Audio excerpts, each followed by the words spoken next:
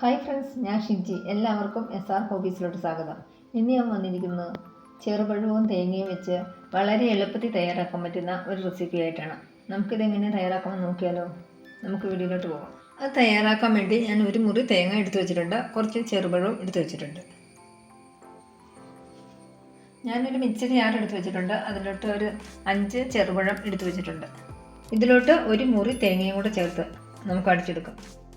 ഇതിലോട്ട് 2 table spoon പഞ്ചസാരയും കൂടെ ചേർത്ത് കൊടുക്കാം. ഒരു നുള്ള് ഉപ്പും കൂടെ ചേർക്കാം, മധുരം ഒന്ന് ബാലൻസ് ആകാൻ. ഇതിലോട്ട് 3 ഏലക്കയുടെ കുരു ചേർത്ത് കൊടുക്കാം. ഇതെല്ലാം കൂടെ നന്നായിട്ടൊന്ന് വെള്ളമൊന്നും ചേർക്കാതെ നമുക്കൊന്ന് അടിച്ചെടുത്തുകൊണ്ട് വരാം. തേങ്ങയും പഴമൊക്കെ നന്നായിട്ടൊന്ന് അടിച്ചെടുത്തുകൊണ്ട് വന്നിട്ടുണ്ട്. ഇതിലോട്ട് നമുക്ക് 1 കപ്പ് അളവിൽ അരിപ്പൊടി ചേർത്ത് കൊടുക്കണം.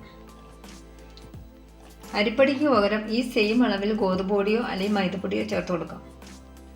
ഇതിലോട്ട് 1 കപ്പ് അളവിൽ വെള്ളം കൂടെ നമുക്ക് ഒഴിച്ചു കൊടുക്കാം.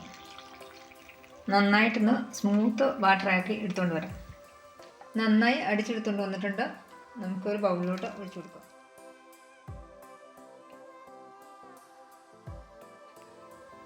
ഇപ്പോൾ നല്ല തിക്ക് വാട്ടറായിട്ടാണ് കിട്ടിയേക്കണം. നമുക്ക് കുറച്ചും കൂടി ഒന്ന് ലൂസാക്കണം. ഈ സമയത്ത് നമുക്ക് മധുരമൊക്കെ ചെക്ക് ചെയ്ത് നോക്കണം. കുറവാണെങ്കിൽ കുറച്ചും കൂടെ നമുക്ക് ചേർത്ത് കൊടുക്കാം. മധുരം ഇച്ചിരി കുറവായിരുന്നു, ഞാൻ 1 ടീസ്പൂൺ പഞ്ചസാരയും കൂടെ ഇപ്പോൾ ചേർത്തിട്ടുണ്ട്. കുറച്ച് വെള്ളം കൂടെ ഒഴിച്ചു കൊടുക്കണം. ഒരു ദോശമാവിൻ്റെ കൺസിസ്റ്റൻസിലോട്ട് ആക്കിയെടുക്കണം.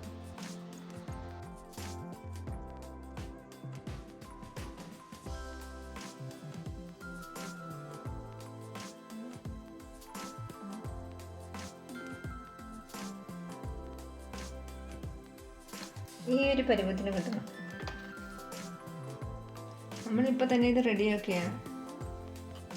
ഇതിനു വേണ്ടി ഉണ്ണിയപ്പച്ചട്ടിയിൽ കുറച്ച് ഓയിൽ ഒഴിച്ചു കൊടുത്തിട്ടുണ്ട്.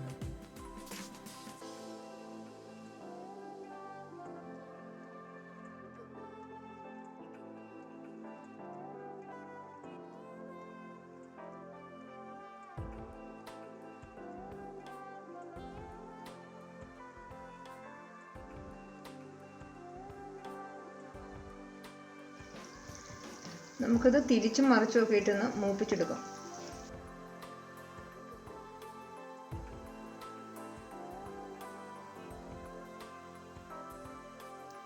സെൻറ്ററിലുള്ളത് റെഡി ആയിട്ടുണ്ട്, നമുക്കെടുക്കാം.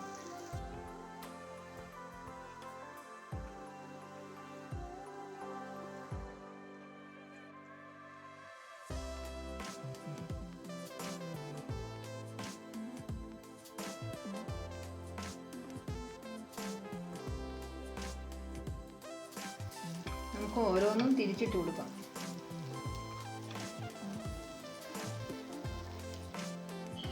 ചെറുപഴവും അരിപ്പൊടിയും വെച്ച്, വറുത്ത അരിപ്പൊടിയാണ് ഞാൻ എടുത്തേക്കണേ, വെച്ച് തയ്യാറാക്കി പെട്ടെന്ന് തയ്യാറാക്കാൻ പറ്റുന്ന പലഹാരം ഇവിടെ റെഡി ആയിട്ടുണ്ട്. കണ്ടോ, നല്ല സോഫ്റ്റ് ആയിട്ടുള്ള പലഹാരമാണ്, നല്ല ടേസ്റ്റും ഉണ്ട് ഇത്.